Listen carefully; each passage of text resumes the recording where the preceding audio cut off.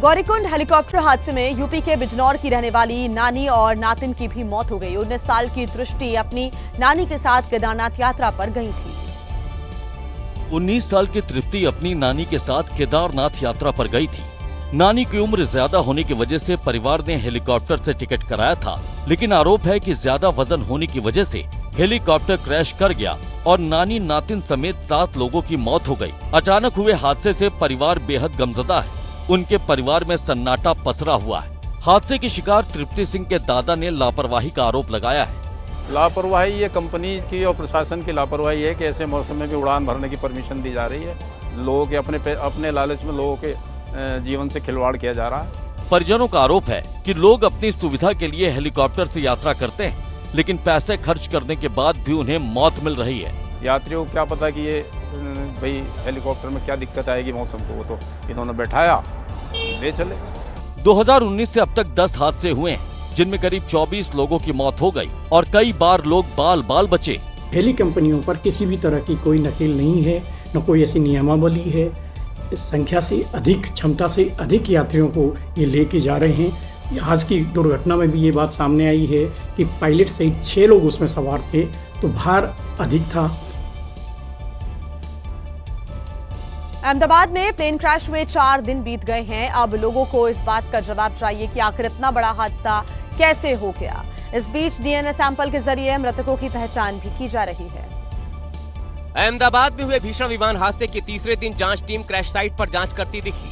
Forensic team ने मलबे में दबे शवों के हिस्से को कलेक्ट कर लिया और शवों की तलाश का काम पूरा किया, लेकिन अभी शवों की पहचान के लिए डीएनए टेस्ट जारी है। मिलान के लिए लोगों के डीएनए सैंपल लिए गए हैं। इस हादसे में जिन परिवारों के सदस्यों की मौत हुई वो अस्पताल पहुंचे और उन्होंने अपना डीएनए सैंपल दिया। जांच के दौरान गुजरात के पूर्व मुख्यमंत्री विजय रूपाणी का भी डीएनए मैच कर गया। हालांकि एक्सपर्ट्स का मानना है कि जिस स्थिति में शव मिले हैं उनकी पहचान करने में बहुत सी मुश्किलें आ रही हैं।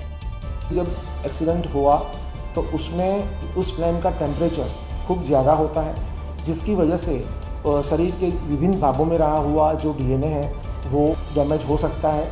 इसी वजह से उसमें समय भी लगता है। अहमदाबाद क्रैश साइट पर बोइंग कंपनी की तकनीकी और अधिकारियों की टीम ने गहनता के साथ जांच की और ग्राउंड जांच के अलावा ब्लैक बॉक्स से इंफॉर्मेशन को रिट्रीव भी किया जा रहा है। क्रैश साइट पर जांच करती इस टीम में ड्रीमलाइनर 787 बनाने वाली बोइंग कंपनी के अधिकारी, टेक्निकल टीम, डीजीसीए के अधिकारी और एएआईपी यानी एयरक्राफ्ट एक्सीडेंट इन्वेस्टिगेशन ब्यूरो के मेंबर थे।